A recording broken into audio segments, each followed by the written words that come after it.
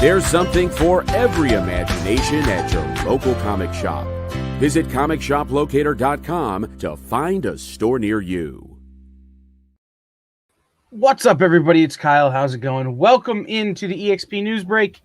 If you were just watching Miss Jen and Hannah, they really oversold what I was going to talk about because, well, I planned this earlier. But in case you're paying attention, Cult of Dracula #2 from Sourcepoint Press is sold out of distribution, according to the writer.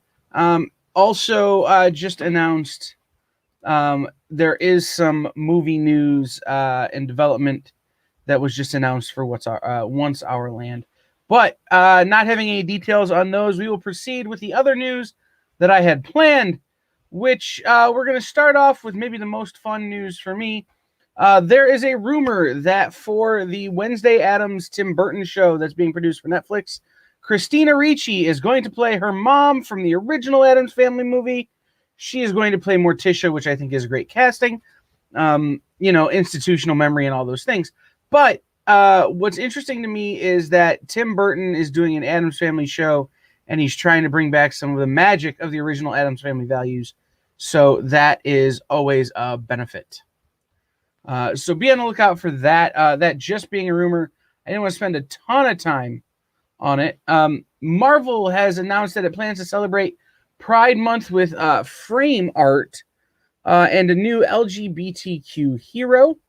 In celebration of Pride Month, Marvel will debut a frame cover for its Marvel Voices Pride one-shot. There'll be a one-shot comic coming out that month celebrating Pride Month.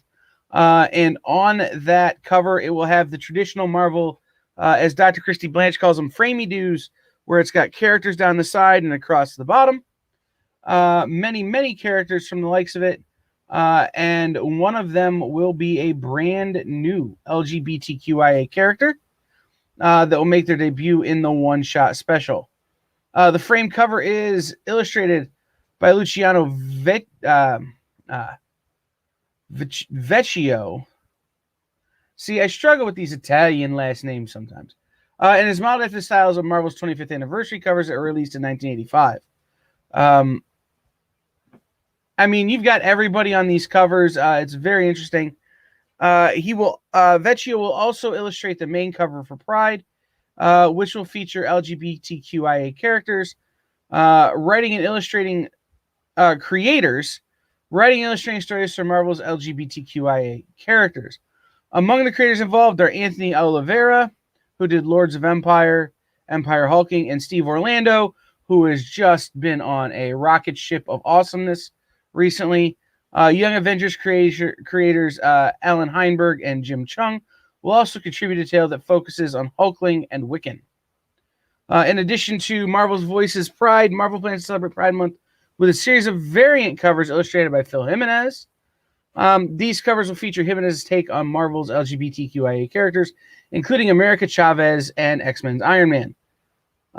Marvel's line of Star Wars comics will also receive Pride Month variants, with each variant spotlighting a different LGBTQIA Star Wars character. So Marvel is doing it up big for Pride Month, and while we haven't made our official announcement, I can tell you that we here at The Experience will also be doing it up big, so be watching for that news in the coming days as we announce what we are doing for Pride Month here on The Experience. I want to tell a story about the most BS piece of news I've heard today, which is that the most perfect movie ever made, Citizen Kane, is now no longer 100% on Rotten Tomatoes. That's right, you heard it. Citizen Kane loses its 100% rating on Rotten Tomatoes because of a review written in 1941. For those of you paying attention, Rotten Tomatoes revealed the RT Archives, which is the place where they take classic films and put them up for review, and all the original reviews and all of that information, so that you know what you're getting when you watch a classic film. But now it would appear that there are going to be some problems. Citizen Kane was reviewed by Chicago Tribune film critic Francis Peck, who at the time was writing under the pen name Matinee, which is a play on matinee, who titled their review, Citizen Kane Fails to Impress Critic as Greatest Film Ever Produced.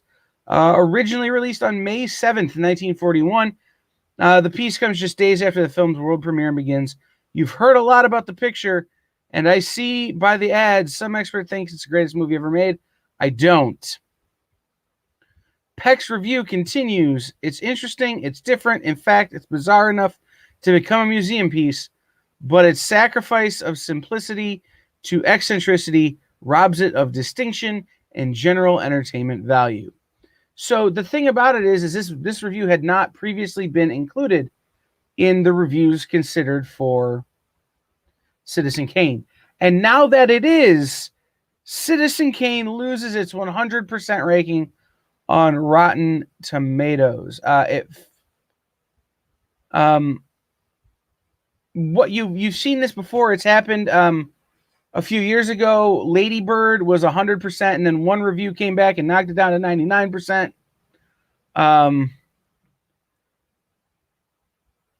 And then you have guys like Armand White,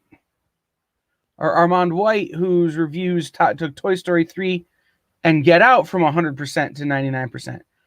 Look, if you know me, you know that when Marvel movies come out, I tend to take them from 100% down to 99%. I'm that guy. But I don't think we should be doing it for Citizen Kane. It's not a thing I think should be happening at this point. The last news piece for today is relevant to those of you who are alive. And that is that it's that time of the month again where we talk about the new things that are coming to streaming services this month, in the month of May. Now that we're approaching the end of April, it's time to talk about what's coming in the month of May. And there's some notable things that are coming right here at the top of May. Netflix is adding all 3 Back to the Futures on May 1st, as well as G.I. Joe Rise of Cobra, Madagascar 3, Mystic River. For those of you who are fans of a rom-com, Notting Hill, both Land Before Time movies, Adam Sandler's The Whole 9 Yards, and Zach and Mary Make a Porno, among others. HBO Max adds Abraham Lincoln Vampire Hunter, Anger Management, Black Hawk Down, The Cable Guy, Daddy Daycare, The Dirty Dozen, the original, Dumb and Dumber. There aren't the original Mortal Kombats. Both Rush Hour, or all 3 Rush Hours, 1993's Rudy, Tenet from last year, and Varsity Blues, which is exciting for someone like me. And then Hulu is adding the Harold and Kumars, Machete, the Resident Evil movies, Reservoir Dogs, and Prime Video. This one is especially relevant. Prime Video is adding... Oh, don't start, Pat. But Prime Video is adding Alien Resurrection, Alien 3, and Aliens, as well as Almost Famous, the cinematic masterpiece, Deuce Bigelow, Male Gigolo, Flight Plan, Hidalgo, which is one of my favorite movies ever, as well as the classic French Connection, 2011's Green Hornet, The Men Who Stare at Goats, Secret Life of Bees, and some other great classic movies like The Towering Inferno. Disney Plus, on the other hand, is continuing to roll out their originals here at the end of the month, including including the release of Star Wars: The Bad Batch, Disney Wander Over Yonder, Everyone's Hero, Flicka. But the first real knock to Disney Plus is coming in May as they add Fantastic Four: Rise of the Silver Surfer.